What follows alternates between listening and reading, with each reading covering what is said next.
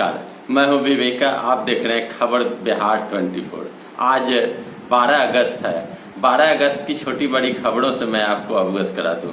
सबसे पहले मैं आपको बताऊं कि कोविड-19 का प्रभाव इन दिनों बहुत ही तेजी से बढ़ रही है। कल की अगर बात करें तो बिहार में 4071 कोविड-19 के मरीज पाए गए और मरने वाले 15 कल मर चुके हैं।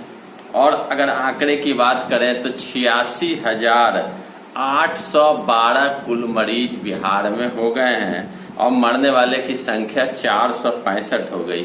यानी कल 15 व्यक्ति की मृत्यु कोविड-19 के इलाज के दरमियान हो गई है।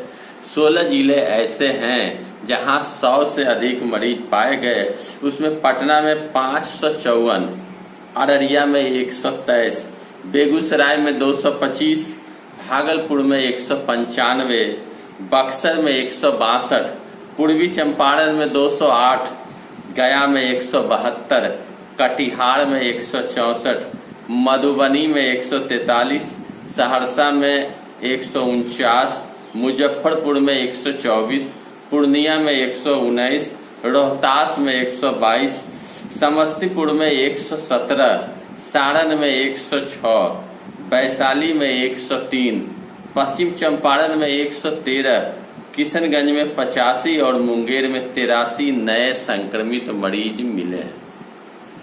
पूरे भारत में 23 लाख के आंकड़े को पार कर गया कोविड-19 के मरीज ने।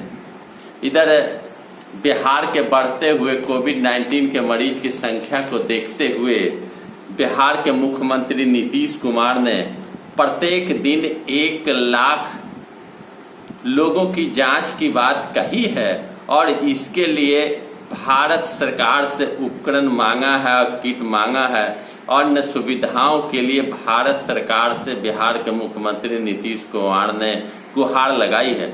मुख्यमंत्री नीतीश कुमार ने कहा है कि बिहार के प्रत्येक व्यक्ति को का जांच करने का लक्ष्य सरकार ने बनाया है। उधर बड़ी खबर एक निकल कर आई कि रूस में कोविड-19 के वैक्सीन बना लिए गए हैं और रूस के राष्ट्रपति पुतिन के बेटी को भी वैक्सीन दी गई है। ऐसा कहा जाता है कि अक्टूबर में बाजार में वैक्सीन आएगी। यह खुशी की बात है, कहना गलत नहीं होगा। अगर कोई देश के अंदर वैक्सीन बनाई गई है तो उसका लाभ सारे लोगों को मिलेगा। पूर्व राष्ट्रपति प्रणब मुखर्जी की हालत दयनीय बताई जा रही है। वो वेंटिलेटर पर हैं और उनके मस्तिष्क का भी ऑपरेशन हुआ था और कोविड-19 के वो मरीज पाए गए। सुशांत केस में सुशांत सिंह के बहन और सुशांत सिंह के दोस्त के साथ पूछताछ की गई और पूछताछ के बाद उन्हें छोड़ा गया। बिहार के अररिया जिला अंतर्गत अररिया किशनगंज NH 327 जोकीहाट के कुट्टी चौक के पास खड़ी ट्रैक्टर में एक तेज रफ्तार से चल रहे टेम्पो ने धक्का मारा, जिससे 2 व्यक्ति की मृत्यु घटना स्थल पर हो गई, जिसमें मृतक के नाम हैं सरवर आलम 38 बरस और मोहित 40 बरस शामिल है। सभी व्यक्ति किशनगंज जल नल योजना में काम करके लौट रहे थे। घायलों में कजलेटा निवासी मुख्तार आलम, यूनुस, तहजीब, अजमत, अनवर आदि बताए जा रहे हैं। तेज रफ्तार में टेम्पो चालक के चलाए जाने के कारण यह दुर्घटना हुई है। कटिहार जिले के ही कई इलाके में फिर से तेजी से पानी घुसना प्रारंभ कर दिया है। महानंदा, गंगा, कोसी नदियों में उफान देखा जा रहा है। कहना गलत नहीं होगा कि वर्षा अत्यधिक होना, नेपाल के द्वारा पानी छोड़े जाने और कटिहार जिले के फलका, अहमदाबाद, बारसोई, प्राणपुर, डंडखोरा, हसनगंज, इन सारे इलाके में बाढ़ की पानी प्रवेश कर चुकी है। उधर कटिहार जिले के सहायक थाना अंतर्गत फुटानी चौक के समीप ऑफिसर्स कॉलोनी फुटानी चौक के समीप मोटरसाइकिल चेकिंग के दरमियान एक मोटरसाइकिल चालक जिसके पीछे सवार एक व्यक्ति थे, उनकी तलाशी ली गई तो भारी मात्रा में शराब की बोतलें पाई गई और पाउच पाया गया। मोटरसाइकिल चालक मनोज कुमार यादव और बुद्धूचक निवासी एक व्यक्ति को पुलिस ने गिरफ्तार किया और उसे जेल भेजने का काम किया। कहा जा रहा है कि विवाद कई प्रकार की होती रही है संपत्ति को लेकर, लेकिन उच्चतम न्यायालय ने बेटियों को पिता के संपत्ति में बराबर का हक देने का फैसला सुनाया है। उच्चतम न्यायालय ने मंगलवार को कहा कि पुत्रियों को समता के उनके अधिकार से वंचित नहीं किया जा सकता। सम्मिलित हिंदू परिवार की जो संपत्ति है वह संपत्ति बेटे के तरह बराबर हिस्सा बेटियों को भी अब दी जाएगी। 2005 के पहले अगर पिता की मृत्यु हो गई उसके बावजूद बेटियों को संपत्ति दी जाएगी।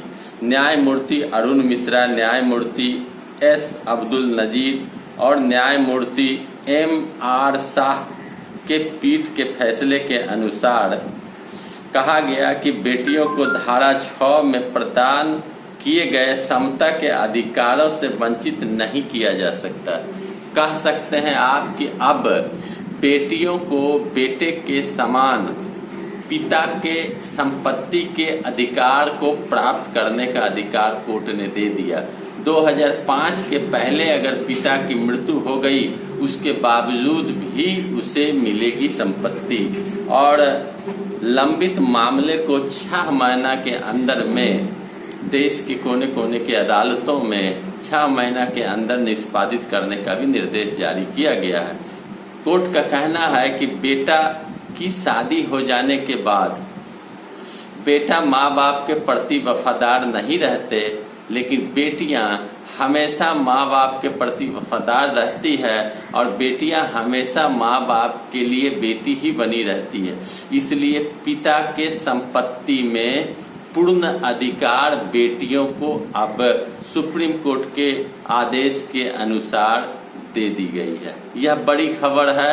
समाज में कई तरह की बातें उठती है, लेकिन अब बेटियों को भी अधिकार दे दी गई है। उधर बिहार में चुनाव कराने की बिगुल बज चुकी है।